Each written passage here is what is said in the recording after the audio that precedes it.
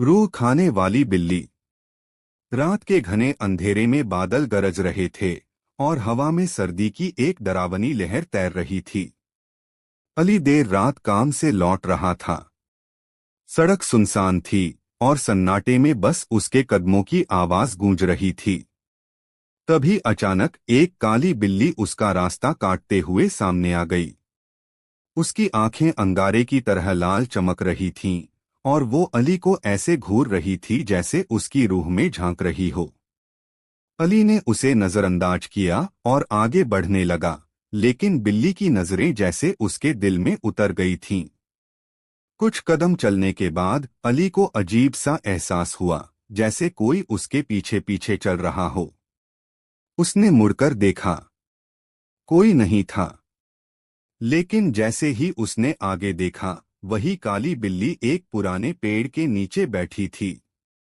अली का दिल डूबने लगा। वो तेजी से कदम बढ़ाने लगा, लेकिन बिल्ली हर मोड़, हर गली में उसका पीछा करती रही।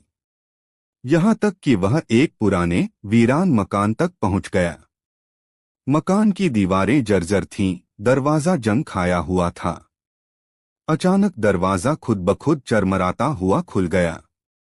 ठंडी हवा का एक झोंका आया और वो काली बिल्ली अंदर चली गई। अली के कदम जैसे खुद ब खुद उस मकान की तरफ बढ़ने लगे, जैसे कोई अनदेखी ताकत उसे अंदर खींच रही हो। जैसे ही वह अंदर गया, दरवाजा उसके पीछे जोर से बंद हो गया। अंदर घना अंधेरा था, बस बिल्ली की लाल आंखें अंधेरे में चमक रही थीं। अचानक बिल्ली ने एक भयानक रूप ले लिया। उसका शरीर धुएं में बदलने लगा और उसके साए से निकलकर एक डरावना साया अली की तरफ बढ़ा। अली की आंखों में डर का साया छा गया, लेकिन अब देर हो चुकी थी। वो साया अली के भीतर समा गया और उसकी रूह को अपने अंदर खींच लिया। अली की आंखों की चमक पल भर में बुझ गई। उसका शरीर खड़ा तो था, लेकिन अब उसमें जान नहीं थी। उसकी रूह उस साए के कब्जे में जा चुकी थी। कहा जाता है कि वो काली बिल्ली कोई आम जानवर नहीं थी। वह एक शैतानी आत्मा थी जो सदियों से भटकती रूहों की तलाश में घूम रही थी। जिस पर उसकी नजर पड़ती, उसकी आत्मा को अपने अंदर कैद कर लेती। उस पुराने मकान की दीवारों में कई ऐसी सिसकती रूहें कैद थीं, जिनकी चीखें सिर्फ घनी अंधेरी रातों में सुनाई देती थीं। अली अब उन सिसकती आत्माओं में शामिल हो चुका था। कहते हैं कि जब भी तूफानी रातों में बादल गरजते हैं, उस वीरान मकान से एक धीमी सरगोशी सुनाई देती है। एक और, बस एक और वो काली बिल्ली। वो अब भी सड़कों पर घूमती है, किसी नई रूह की तलाश में। रिया और अर्जुन की शादी को सिर्फ 2 दिन हुए थे। वे एक खूबसूरत जगह पर हनीमून मनाने जा रहे थे। रास्ता पहाड़ी था, चारों ओर घना जंगल फैला हुआ था और दूर दूर तक कोई आबादी नहीं दिख रही थी। यह रास्ता थोड़ा सुनसान लग रहा है, रिया ने कहा जब कार एक संकरी कच्ची सड़क पर मुड़ने लगी। अर्जुन मुस्कुराया, चिंता मत करो, यह शॉर्टकट है, जल्दी पहुंच जाएंगे।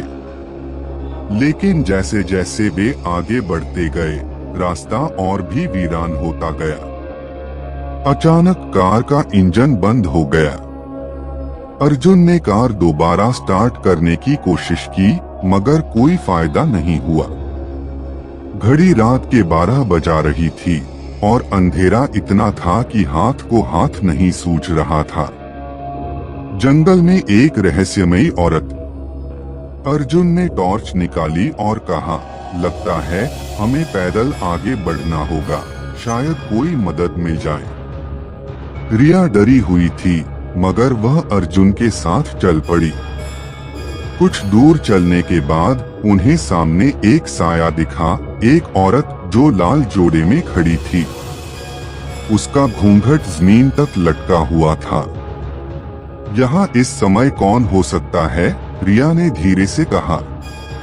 अर्जुन ने औरत को आवाज दी, माफ कीजिए, क्या आप मदद कर सकती हैं? हमारी कार खराब हो गई है। औरत ने धीरे धीरे अपना घूंघट हटाया। उसका चेहरा जला हुआ था, आंखों की जगह काले गड्ढे थे और होठों पर एक भयानक मुस्कान थी। रिया ने जोर से चीख मारी, मगर जैसे ही अर्जुन ने उसका हाथ पकड़ा, उसका बदन बर्फ की तरह ठंडा हो गया। औरत ने एक डरावनी आवाज में कहा, तुम्हें यहाँ नहीं आना चाहिए था। भागते कदम और अंतहीन अंधकार। अर्जुन ने रिया का हाथ पकड़ा और भागने लगा, लेकिन जितना वे भागते उतना ही जंगल गहरा और रास्ता अनजान होता गया। अचानक रिया ने पीछे मुड़कर देखा, वही दुल्हन उनके ठीक पीछे थी, हवा में तैरती हुई, जैसे उसके पैर जमीन पर ही न हो। अर्जुन ने पूरी ताकत लगाकर दौड़ने की कोशिश की, लेकिन उसके पैर जमीन में धंसने लगे। दुल्हन ने एक जोरदार अट्टहास किया और रिया की आंखों के सामने अंधेरा छा गया। एक अधूरी कहानी।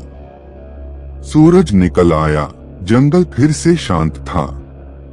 कुछ शिकारी वहां से गुजरे तो उन्हें जमीन पर एक पुराना जला हुआ शादी का जोड़ा मिला। उसके पास एक पुरानी तस्वीर रखी थी, रिया और अर्जुन की, लेकिन उनका कोई निशान नहीं था।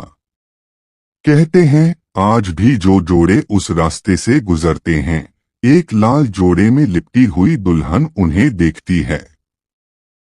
अगर कोई रुक जाए तो वह हमेशा के लिए गायब हो जाता है।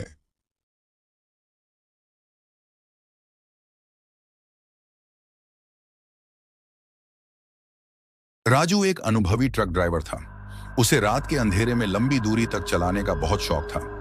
एक रात उसे दिल्ली से लुधियाना तक का सफर तय करना था। जैसे ही वह अपने ट्रक में बैठा, उसने अपनी पसंदीदा म्यूजिक को चालू किया और सड़क पर निकल पड़ा। चलते चलते रात का अंधेरा गहरा हो गया। सड़कें सुनसान थीं और केवल उसकी ट्रक की रोशनी में ही सड़क का कुछ हिस्सा दिखाई दे रहा था। अचानक राजू को एक धुंधली आकृति सड़क के किनारे खड़ी नजर आई। उसने सोचा कि शायद यह कोई यात्री होगा जो लिफ्ट मांग रहा है। उसने ट्रक रोका और बाहर झांका। वह एक बूढ़ी औरत थी जिसका चेहरा बहुत ही भयानक था। उसकी आंखों में अजीब सी चमक थी। राजू को उसकी उपस्थिति में अजीब सा डर महसूस हुआ, लेकिन उसने सोचा कि शायद यह एक बूढ़ी औरत है, उसे मदद करनी चाहिए। उसने उसे ट्रक में बैठने का निमंत्रण दिया। जब बूढ़ी औरत ट्रक में बैठी तो उसने राजू से कहा, तुम्हारे सफर में बहुत खतरनाक चीजें हो सकती हैं। राजू ने हंसते हुए कहा, डरने की कोई बात नहीं है, मैं तो एक अनुभवी ड्राइवर हूं। लेकिन बूढ़ी औरत ने कहा, सच में तुम्हें डरने की जरूरत है, रात में राक्षस जागते हैं। राजू ने उसे नजरअंदाज कर दिया और ट्रक की गति बढ़ा दी। लेकिन कुछ देर बाद उसे एहसास हुआ कि सड़क पर अजीब सी आवाजें आ रही थीं। जैसे जैसे वह आगे बढ़ता गया, आवाजें और तेज होती गईं। अचानक उसकी ट्रक की रोशनी ने सड़क पर एक विशाल छाया को उजागर किया। वह एक भयानक राक्षस था जिसकी आंखों से लाल चमक निकल रही थी। राजू ने डरते डरते ट्रक को तेजी से चलाना शुरू किया, लेकिन राक्षस उसकी ट्रक के पीछे पीछे दौड़ने लगा। बूढ़ी औरत ने कहा, इससे बचने का एक ही तरीका है, तुम्हें मेरी बात माननी होगी। राजू ने घबराकर पूछा, तुम क्या चाहती हो? बूढ़ी औरत ने कहा, तुम्हें अपनी जान बचाने के लिए इस ट्रक को रोकना होगा। लेकिन राजू ने हिम्मत नहीं हारी और ट्रक की गति बढ़ा दी। अचानक ट्रक की एक टायर फट गई और वह सड़क पर लुढ़कने लगा। राजू ने अपनी आंखें बंद कर लीं और बस ईश्वर से प्रार्थना की। जब उसने अपनी आंखें खोली तो देखा कि वह और बूढ़ी औरत एक अंधेरी जगह पर थे। चारों ओर सन्नाटा था और केवल राक्षस की खौफनाक हंसी सुनाई दे रही थी। राजू की समझ में नहीं आया कि वह क्या करे। उसने अपनी आंखें बंद की और एक गहरी सांस ली।